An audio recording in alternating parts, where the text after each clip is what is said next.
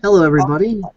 Welcome into another edition of Paradigm Shift and Educational Comedy. And this one I'm titling as The Death of Evil.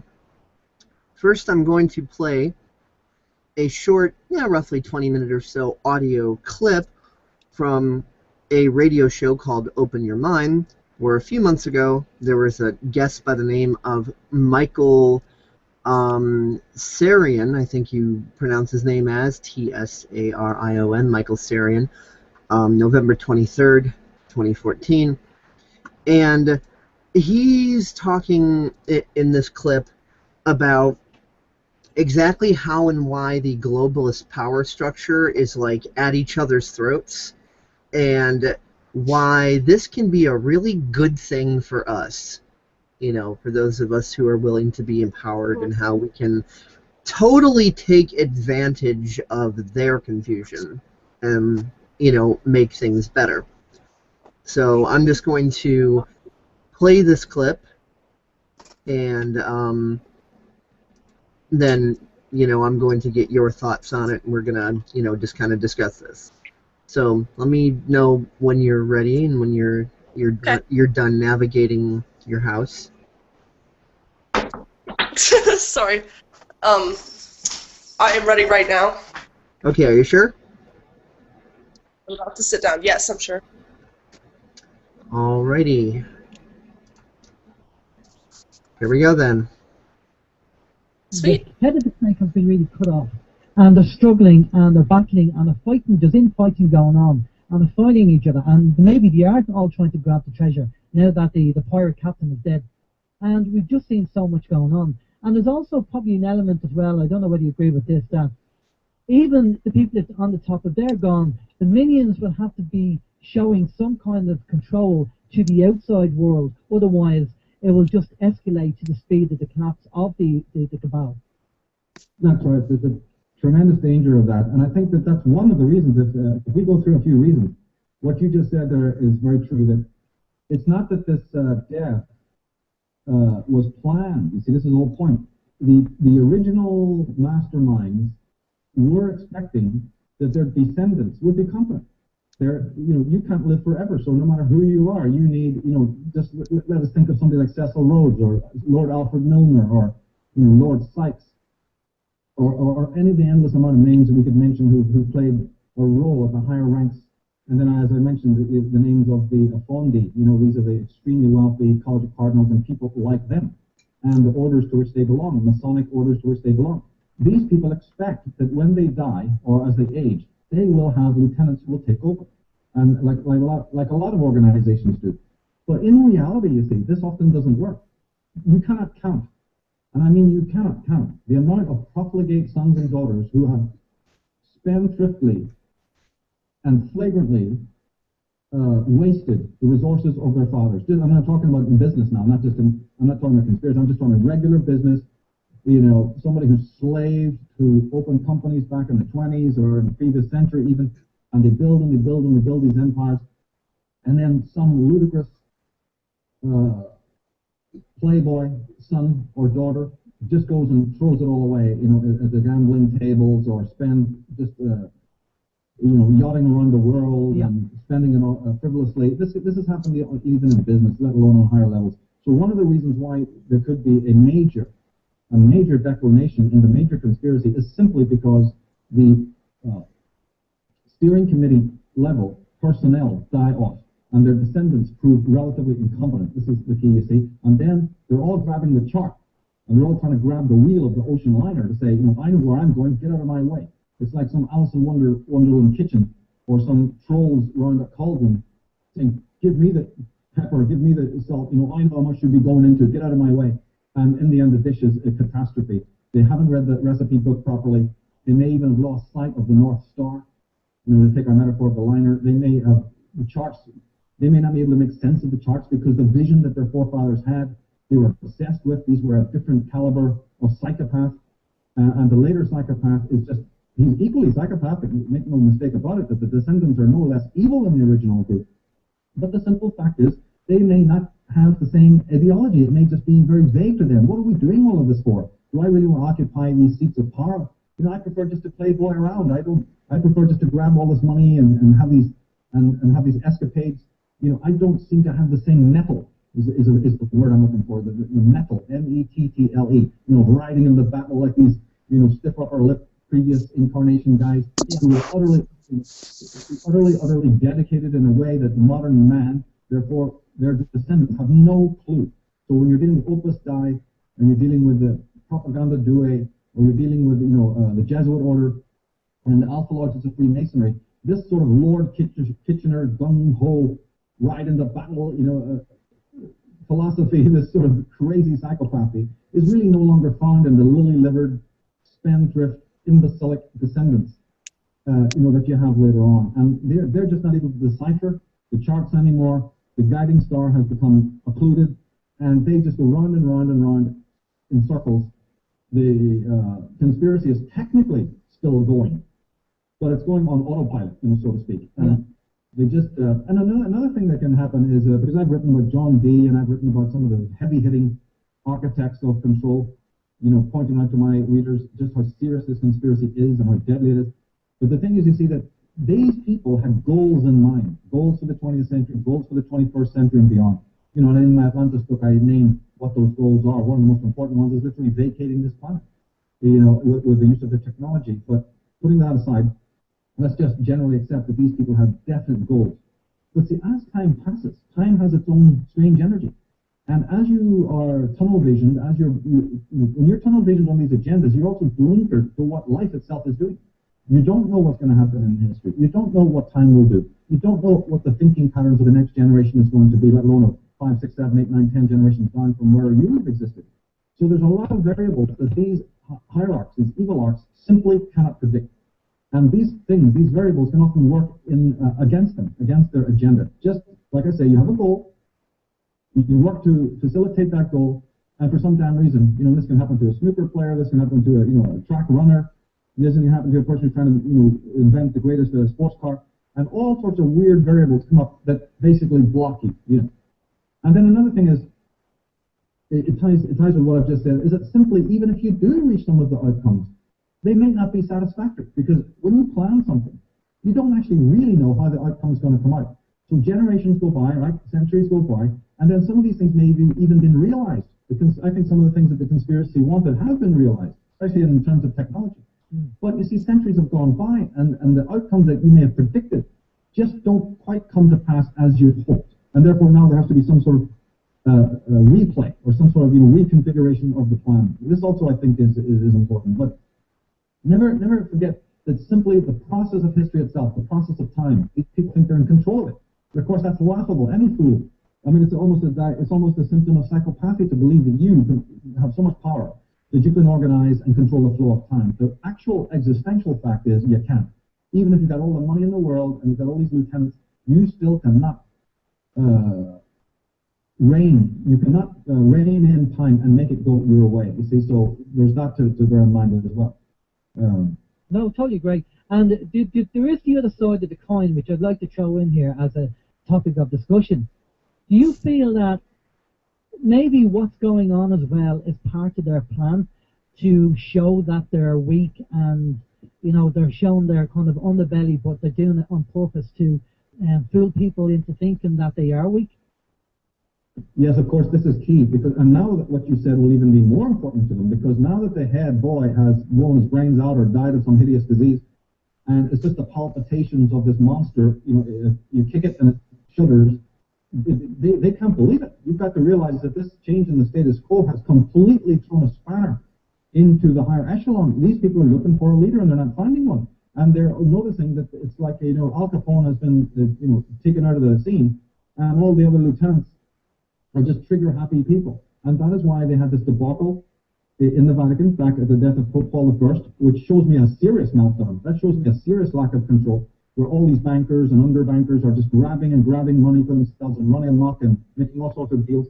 And if you think about it, since that period, there has been sort of some weird, it's all been a free-for-all, like these Bushes and private families like the Bushes, well, even like Lyndon Johnson before them, there's almost been a grab. And it's been putting these people that will be good people's champions, like Clinton, but they haven't a baldy. They haven't a clue about actual politics or anything else, and they have to have a bevy of these Brzezinski types to, you know, steer the ship of state. Even they don't do it that well. So the statesmanship is gone, and all you have now is a bunch of lower level incompetence running the ship. Then that percolates down into the local state level, right, causing all sorts of chaos and all sorts of. That's why you cannot even count the amount of discrepancies and scandals in terms of mayors and city and state politicians, and the whole thing is just coming apart. Not to mention just other forms of incompetence I'm sure listeners are completely familiar with, and things that they're seeing on a daily basis. Idiotic things. All these idiotic things. Not to mention the financial meltdowns, these weird wars, the rising of the Islamic fundamentals, things that should have been handled easily are now running rampant, oozing out of the woodwork, and a lot of other financial meltdowns and what have you. All of this is symptomatic. You see, now, as I say in the beginning, it could be wrong, but I feel that I'm right, that this tussle, this tug of war, and of course to hide that, they'll do what you're talking about, which is to distract.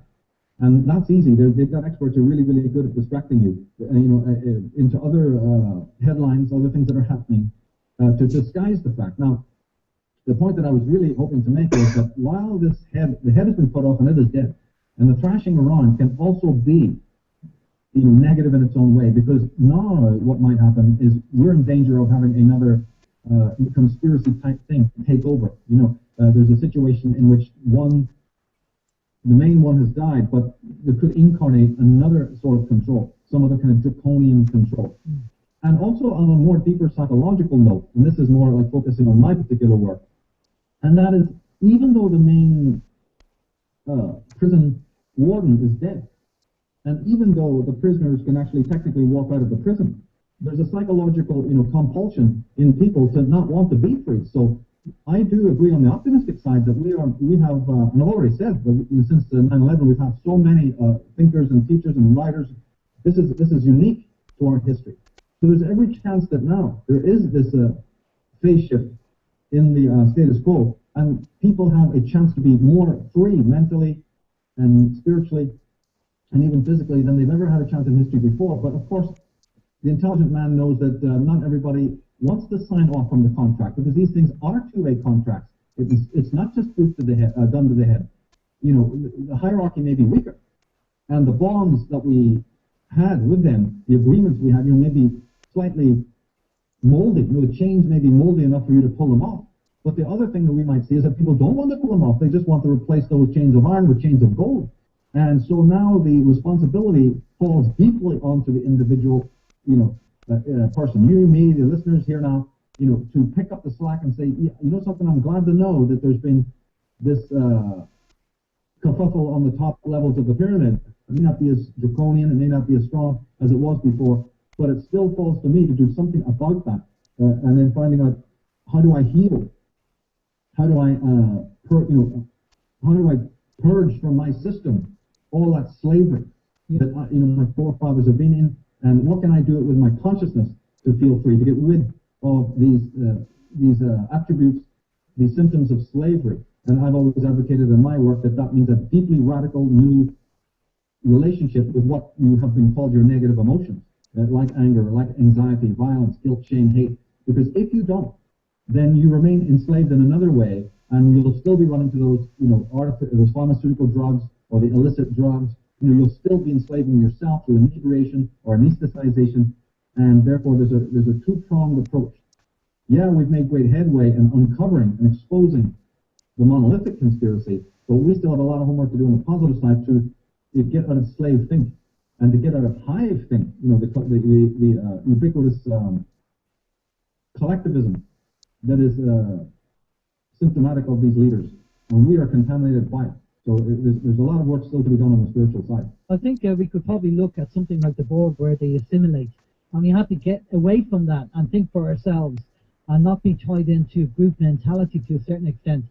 We have to take back our sovereignty and our freedom, and I think that's what's happening now in Ireland. People are beginning to wake up and seeing what the government are doing is only benefiting the 1% and not the 99%, and that's what's happening at the moment, which is good to see. And one of the things you said there about the pretense that we're in slavery, and I remember seeing a photo on Facebook where you had this big horse tied to one of these plastic chairs that didn't weigh much at all. But his perception, the horse's perception, was this chair was probably a solid object that's secured that he couldn't get away from. But if you actually realised what the chair was, in reality was a light piece of plastic that he could pull around the place. And so we need to look at, their perception of the way we see society, the way we see the system. And if it's not benefiting us, we have more power than what we realise. But we have to find out. We have to look into that and find out about by knowledge, by learning and speaking to other people. And then applying that. And civil disobedience, that's really where we have to go. Peaceful civil disobedience. And if everybody did it, which is what's happening now, the majority of people are, over here in Ireland, especially with the war they made of protesting, then, maybe we have a chance of making that change and never ever have this kind of government in place where they take advantage of the people. That's right. There's on history, it's a simple fact to prove it, that every time a mafia-like organization grew up, like the one that Prohibition, the classic famous one in the New York, Chicago, and a few guys, the Jenna brothers or Al Capone or any of these people, with a very small, relatively small force, were able to completely strong-arm and cow huge populations of immigrants, get them to do what they wanted, like making the illegal alcohol and whatever. And not one lily-livered individual from these huge immigrant groups could simply get all of the people together, pick up a couple of hammers, and walk around the corner to the headquarters of these gangsters and beat the living shit out of them and throw them into the Atlantic Ocean. But if a rival religious group on the other side of town starts slandering you and your group, oh my God, World War III. They could get up for that, and Ireland is, of course, the classic example of this. So wait a minute, what's going on here? You can't raise, you're shivering in fear when a couple of gangsters come and push you about, and not a single record on the history of history books of a group getting up and going and taking care of it without having to call on authorities. But if that same ethnic group, just like you have now with Jews and Arab, Islamics, or any of these other level, you see it all over the world, the moment that somebody raises a finger to them, now it's World War III. That is the thing I'm talking about. So it's great knowledge, it's great news to know that there may be a chink in the armor of the great dragon. But the thing is that still doesn't really make you free. You have to make yourself free. You've got to disengage, psychologically, and that's a spiritual process now. That's a very interesting process, and we're not really used to it. The masses aren't anyway. So it takes a long time for them to get with this gig. So even if the higher conspiracy is going to its death throes, the administration is still there, but it's a kind of an empty administration. And you can really, really see this. If you study what's happening in the East economically, if you see what's happening, if you really dig beneath the surface, you can tell that what I'm saying has a lot of credence. But it still doesn't mean that you're going to be psychically free. Now, one thing I missed earlier on, if I could just insert it now, and that is one of the other reasons why, one of the other symptoms of why this bestial, evilarchy could be dying off, is simply that evil itself, I've said this in a word, is itself unsustainable. Yeah. And therefore, that regardless of the kind of, as I said, gung-ho, obsessive nature of these evil arts, they're evil, they're mad, they're pathological. And so nature, which is in perfect order, does not support their agenda. And that means that any kind of evil outfit, especially the one of the global level we're talking about, it literally requires such incredible mental and physical resources, it's actually quite staggering. And this is why I say that once upon a time you may have had that kind of control, and you may have had those resources at your fingertips, like again, the pre-industrial age or whatever. But as time goes by, you simply don't. There's other little poxy conspiracies that crop up to rival you. There's all sorts of internal dynastic rivalries. There's death, in which the main ideologists, who are always few, die off, and then their descendants prove incompetent. We've seen this in business, we've seen this in local politics, and we certainly can see it in science, and we see it in all areas of life, and we certainly can imagine it happening on this higher level. And as I said, these higher forces don't like us. They don't even like our planet. I spoke about this in the Atlantis book. It's a big downer being insane, you see. Yeah. The inherent order of the universe, the inherent order of our planet, and the order of the human soul is actually obnoxious to these people. So they're the ones who really got their backs against the wall. Now, they compensate for this by a different kind of order, a malignant order, a draconian order. So one of their symbols is the beehive. Another one of their symbols, as we all know, is the hierarchical pyramid. But never imagine for a moment that that order that they're into is anything natural or organic. It's not. It's a very pathological, draconian order that they impose, and they impose it like a sort of exoskeleton of control. Because inwardly, these people are mush psychologically. You know, they're in deep, deep psychosis and neurosis. And so the universe is not, and the human soul is not. It's in a state of order. And therefore, that order is obnoxious to these people. And that is another reason one can chart up on the board as to why the old monolithic thing is not working. You know, what we're doing now is we're in a very pliable time. You know, astrologically, don't want to bore people with all the astrological jargon, but Pluto is in the sign of Capricorn. This tells people who know about astrology what I'm talking, backs up what I'm talking about. That amazing upheaval from deep down, deep down, you know, can cause seismic reactions that disturb the establishment, the status quo. So there's certain cosmic things helping us, you know. But again, it all matters that we need to tear up the contract as well. We need to also do our part to sign off from this and then enter into a different relationship with fear. Like you said earlier, they keep us in fear. Yeah, but what is fear? And why do you have it? And, you know, all of that. So there's a very interesting psychological component to this. Yeah, well, I normally say to people that, you know, if you fear something, the best way to stop fearing it is to learn about it, because education will get you away from the fear. And that's the end of the clip. Wow. Well, it was very interesting. What radio show did you say it was? Well, I pulled this off of YouTube. They have a YouTube channel. It's Open Your Mind Radio.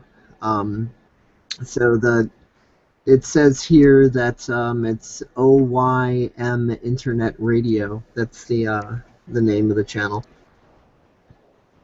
OYM. Oh, cool. I've never heard of it. Yeah, I'll give you the link later.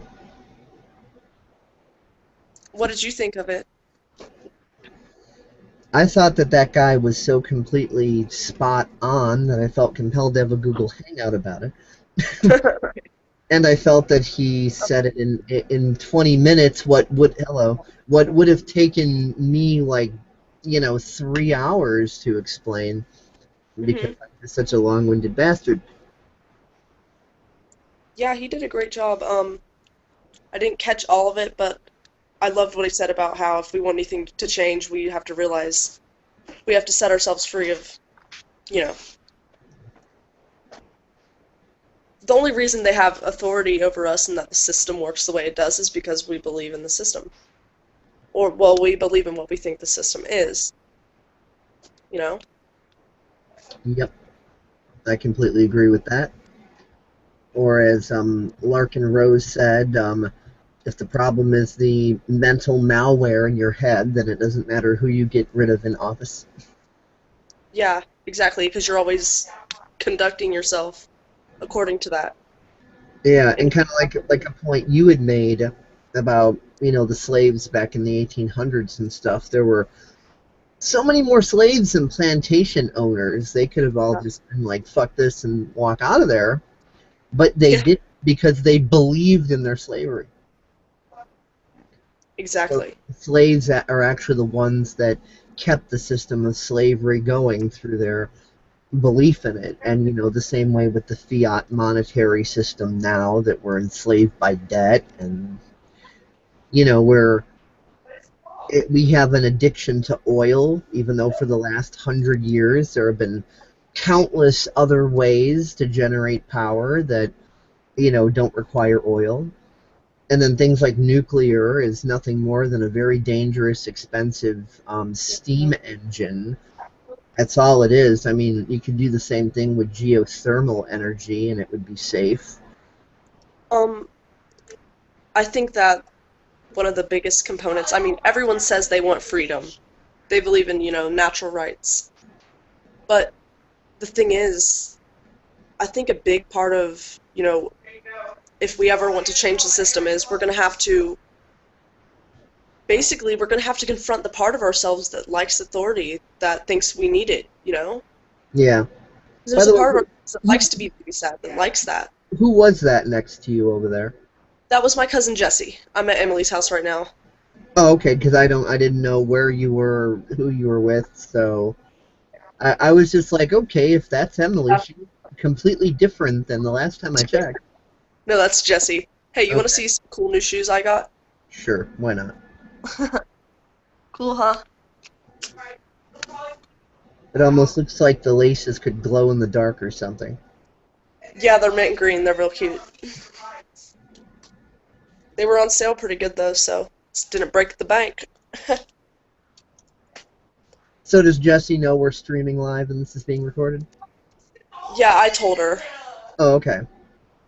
I Because told her we're gonna go well, hang out. It's live on it's always YouTube. a good thing. It's always a good thing to let people know that instead of like, hey, you're live, say hello. It's always good to warn people. Yeah, I told her. She wanted Okay. to be on camera. Huh? She wanted to be shown on the thing. Oh, okay. Um, Just making sure you weren't like surprise butt sexing people, metaphorically speaking. Yeah, camera rape, you're live. I would never do that. Well, she came over and sat next to me. She's like, "Oh, what are you doing?" So I'm like, "Hey, there's Jessie." I showed her. And I said, "We're doing a live Google Hangout on YouTube right now." So was she listening to the recording? No, she just got home. Oh, okay. Um, so was he? I guess I just wanted to ask you a question for clarification. He was basically saying that the elites aren't necessarily conducting themselves the way they do because they're like fully psychopathic. It's just because they have um their own dysfunctional programming. They're becoming increasingly incompetent. Hence the idea of like the dysfunctional, neurotic playboy, spending all the family money away until they're broke and things like that. He was bringing up Yeah, examples of common dysfunction. So it's like as going through their own shifts. new generations of the elites continue forward, they're increasingly more narrow-minded and kind of they have this lack of vision of what the original plan was. So it's like their own system of dumbing people down is dumbing them down as well. Like I said before, you can't be a warden of the prison without being in the prison yourself. You know what I mean? They think they're exempt from and outside of their own system, but they're not. They're more trapped than we are. Influencing them. Huh? Wow. Because, I mean, their programming is influencing them some amount, Yeah, I mean, just by default. they have their own indoctrination, just like everybody else does. They have their own sets of belief systems about the way they think things should be or whatever. And, you know, Oh, yeah.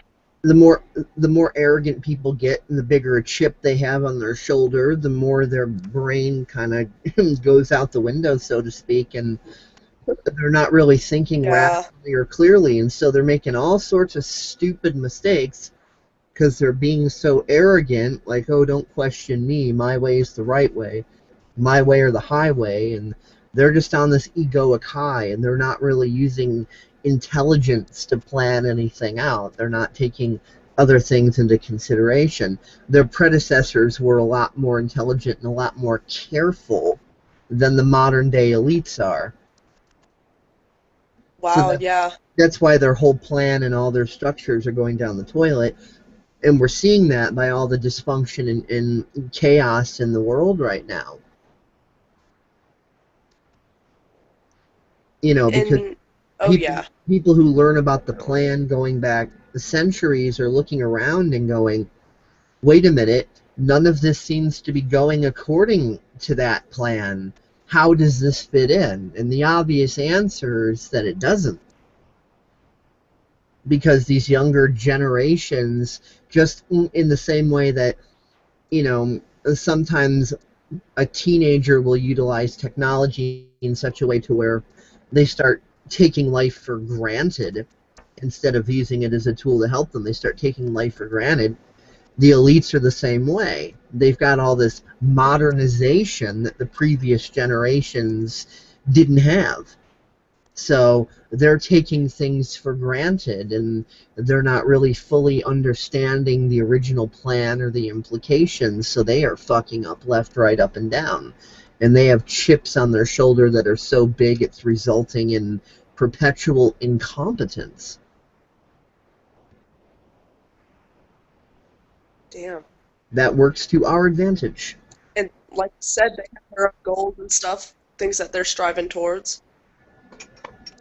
Yeah, And I mean, part of them thinks that people they're so forget smart that for leading humanity. they're just idiots. People forget that they are human too. They have personal goals, and they have thoughts, and they have feelings, and they have their own views of the world. They're not these infallible, godlike super geniuses. They're human. So Right, they each have their own ideas on things.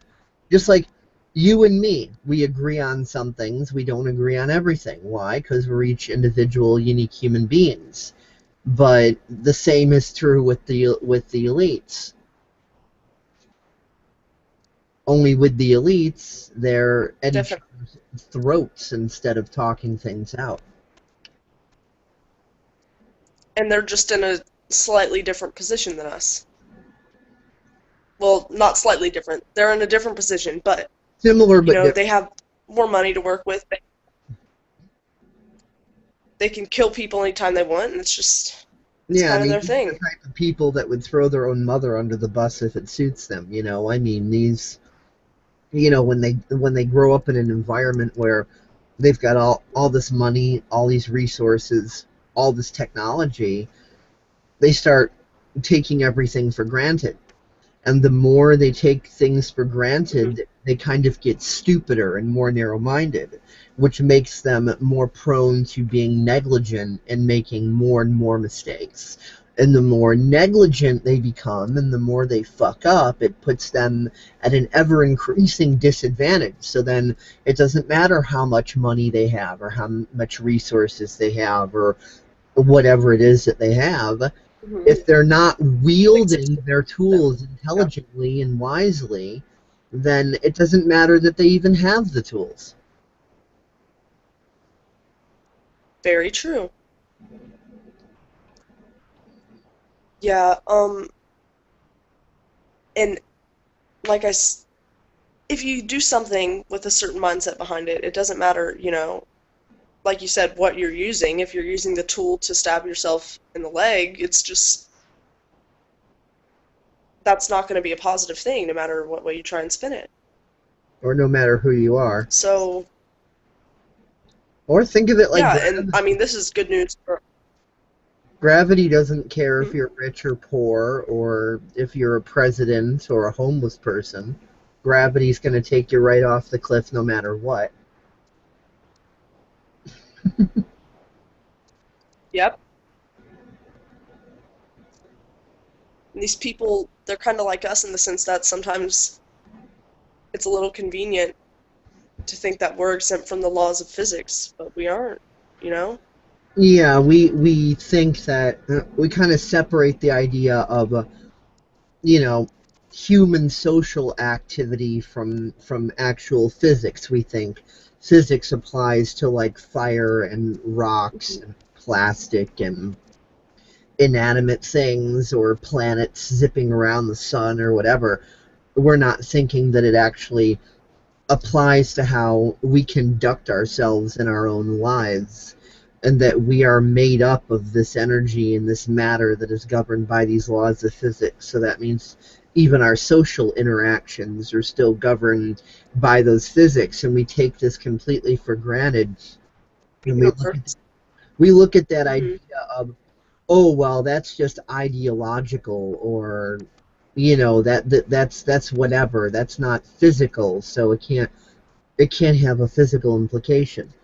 Well, ideas may be non-physical, but they do have physical implications. If someone didn't dream up they have idea of it, if someone didn't dream up the idea of a jet plane, then we'd have never invented it. And a jet plane is a very physical thing. We didn't stumble Right. upon jet plane trees growing somewhere one day and just picking the jet planes off the trees. You know, non-physical human imagination needed to conceive of these types of ideas and then bring them into the physical. If a human never did that, there wouldn't be jet planes. The human brought the non-physical into the physical by using imagination and leading that into the process of invention. And that's why our thoughts play such a huge role in the world we live in and the realities we have. You know, Yep. we conduct ourselves based upon our thoughts and our internal state and how we feel. Yeah. And that all is energy. I mean, it wouldn't even, if everything in the universe is energy, so it wouldn't even be able to exist if it wasn't energy. Yeah, exactly. And, you know, I can back up the idea that our belief systems take precedence over any quote-unquote facts or evidence as far as determining our reality, and I can easily prove that without getting new agey woo-woo or airy-fairy. Really simple. Human ego is always going to take physical action in alignment with whatever it is we believe, regardless of whether or not that belief is in something factual or whether our belief is a total piece of shit. We're still going to act in the direction of that belief. And if that belief is a total neurotic piece of shit and we take action in the direction of that, there's going to be consequences for that. They're going to be a little bit neurotic. And that's what's happening with the elites. You know, they have their own, like you said, they have their own meme and their own behavioral patterns that they and their own culture that they They're do. fucking up left and right. Yeah. So it's just a different reflection of very similar ideas. They conduct themselves based off of their egos. It's Yeah, all and justification. Just look like at it I this find. way. They design the educational system, so we're taught to think like them. Oh yeah. Just in a more disempowered way, as opposed to Well, think. it's the other side of the coin, so to Yeah. speak. You know, it's the same coin, just, you know, heads and tails. They feel that they should be the one to rule over everybody, and we feel that we need babysitters to rule over us. But it's still one coin. Because when someone has a victim mentality, they Oh feel yeah. very self-righteous and powerful. They're like, I'm right. That gives me power. I'm right about my victimization. You're going to give me sympathy because I am right. My victimization is the only correct reality, and I am right. And people feel very, very justified and very powerful when when they shake their fists and say, "I'm the victim. I'm right. You're not going to tell me I'm wrong. Fuck you. I'm standing my ground." They feel very self-righteous and powerful. So people feel very powerful being the victim, and it's neurotic. So that's the side of the Mm-hmm. coin we're on. On the other side of the coin, they don't play the role of the victim, they play the role of the perpetrator. But it's all the Yeah. same thing. Because in a sense, they feel like a victim in the sense that if I don't perpetrate on people, then they can victimize me. Yeah. So to prevent It's my duty. becoming a victim, I'm going to make a first strike. I'm to do this. Huh? You know? Yeah. It's like you said, because there's a chance of, humanity running itself into whatever they think is going to happen if there's no authority. They think it's my duty. I have to do this. Otherwise, there will be no order and my life will be just Yeah. complete chaos. Yeah, they think that if they don't do it, then, you know, it's like they're keeping back a big fucking wall of catastrophe and trying to keep Yeah. catastrophe away from them. So, you know, like that guy said, you know, they despise us. They see us as a threat. They see us as a problem just waiting to happen. So they need to keep control so that we don't infringe upon them.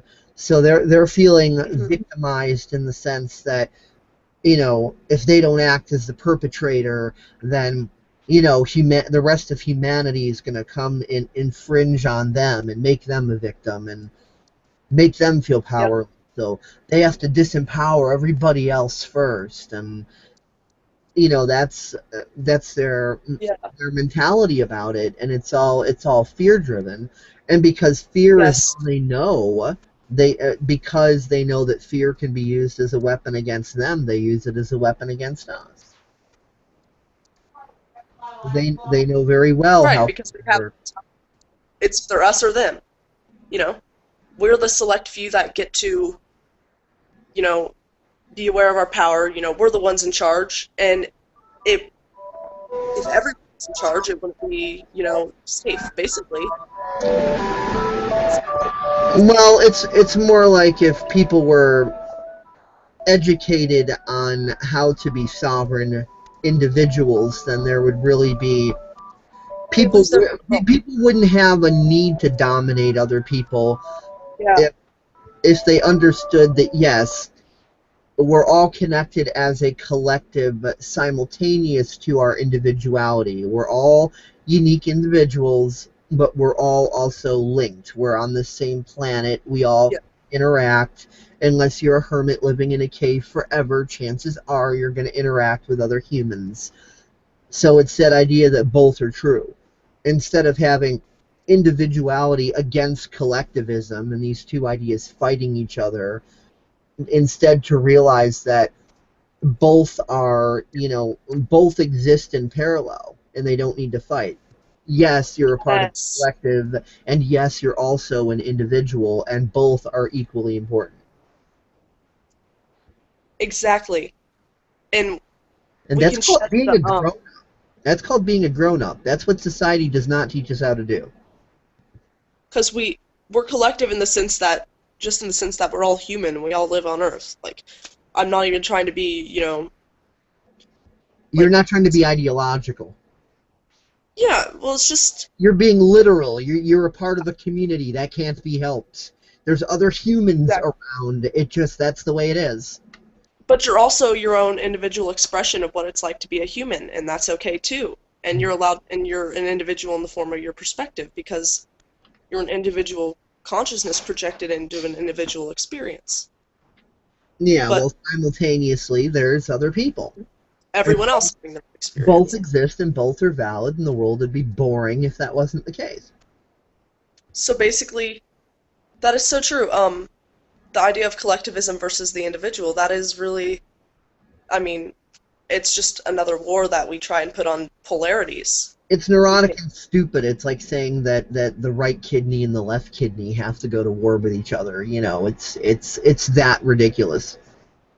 Just like the positive and negative feelings we have, they can't, we only want to be perfectly present, 100% present with ourselves if we're having a positive emotion, because we think that when we're happy, we want to be happy because that's the only time that we can feel whole, because that's the only time that we're willing to be with ourselves fully, you know?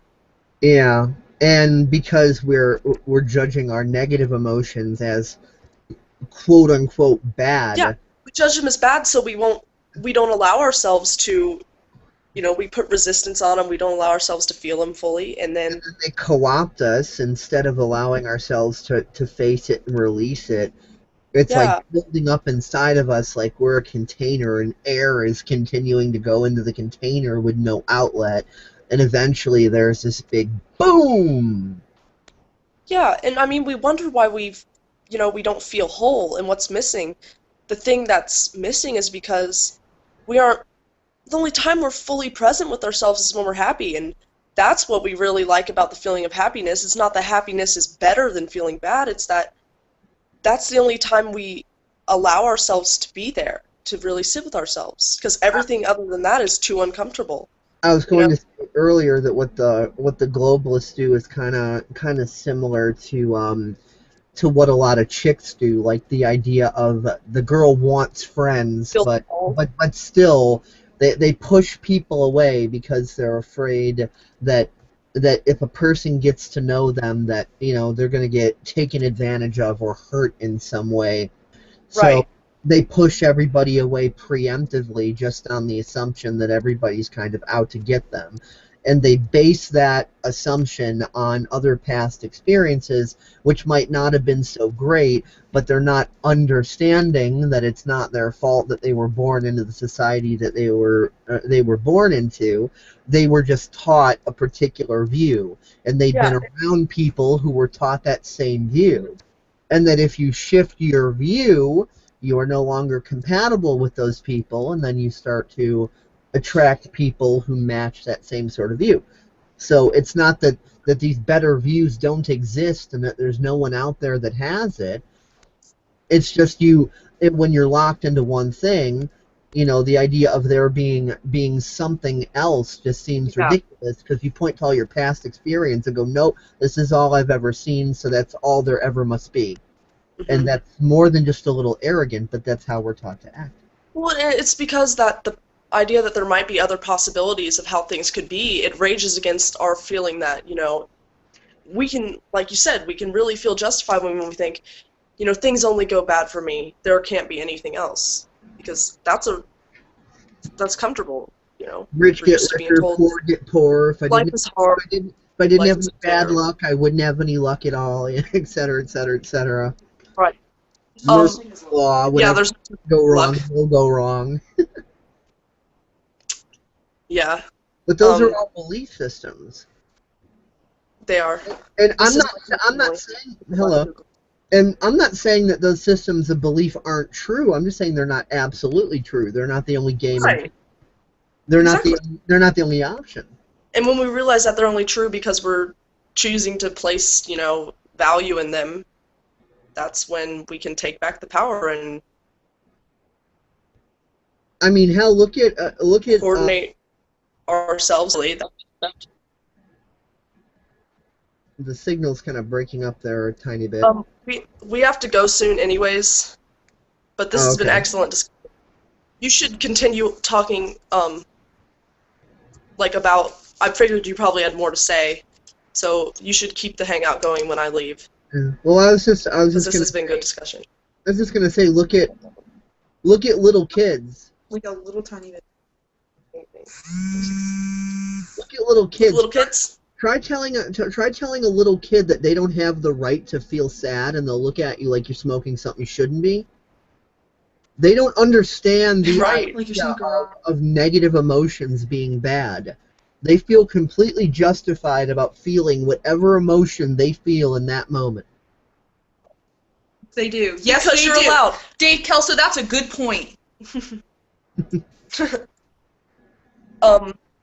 That's a good point, Dave Kelso. That's a good point. And good point. You realize and isn't it just a little convenient that live on the net, right? You've been informed. So you're like live to the world. Good. That's a good thing. You have a very good point. This is gonna about the kids. That's a good point. Yeah. But before that's how people are as adults. But before the kids grow up and turn into us, because adulthood is like a state of extended adolescence, because we're just taught increasingly more neurotic bullshit and just get like more and more immature. Yeah, and I mean, not to mention that most of the time people are waging a war against parts of themselves. Yeah. Instead of just letting it all, that's what clinical depression is, feeling sad about feeling sad, angry about feeling angry, not giving ourselves the right to feel the negative emotion. So it's almost like a microphone and a speaker oscillating back into each other over and over again until it just turns into this wah wah wah wah wah wah wah annoying loud, So clinical depression is like the emotion. And it's all you can think about. That's how I feel. Whatever. Yeah, that emotional oscillation that just keeps building and building and building and keeps getting more painful. Yeah, and the only way that we really ever feel whole is by integrating, being with ourselves present fully, no matter what is happening. If you give yourself permission to feel how you feel, then it's kind of like muting the microphone for a second. And then the oscillation stops. I want to talk to him about this. Ask him. Emily wants to add you on Facebook. Okay, she can feel free to do so. I want to discuss this with you. He's very insightful. Well, feel free to subscribe to this channel on YouTube as well. Okay. Have a good one, Dave. Catch you later then. Bye. Love you, dude. Bye. You too. Catch you later.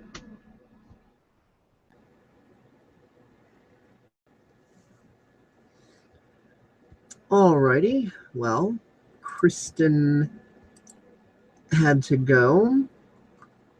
And General Tate isn't on right now. Let's see if there's anybody else who might want to participate, or if I should maybe close this down or what, because I'm really out of things to say about this topic, believe it or not.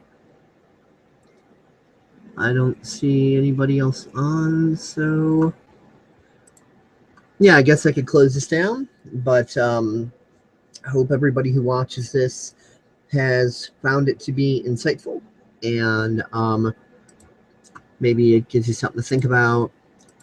And as for Open Your Mind Radio, I'm trying to get like the channel information here. It looks like they haven't customized their channel link. It's OYM Internet Radio is like the name, or oh no, wait, they have customized it. Okay, YouTube's just being silly and was not showing it to me at first. So yeah, it's just OYM Internet Radio. So youtube.com/OYM Internet Radio, and that is where I borrowed the little clip from. The title of the video in question is Open Your Mind, OYM, Michael Tsarion, Tsarion, and that's a radio show episode. It says November 23rd, 2014, but it's listed as November 24th, 2014, because I guess that's when the video got done, processing or whatever the case may be. So it says guest Michael Tsarion, author, lecturer, researcher, so on and so forth. It's got a list of things that he talks about, and et cetera, et cetera. And that particular video has 146 likes and over 18,000 views, and so on and so forth. I've only gotten actually halfway through that video. It's almost 2 hours because it's like a radio show episode that's been uploaded to YouTube. But it's been pretty cool so far, and I've been listening to some of Michael's other stuff lately, and it's pretty insightful. I don't agree with absolutely everything the man says, but he's pretty spot on with a lot of shit, so it's pretty cool. So thank you for watching. Check out the rest of the stuff on our channel, like, fave, subscribe, whatever, share on social media, blah, blah. All right, so thanks for watching. Peace out, and catch you later.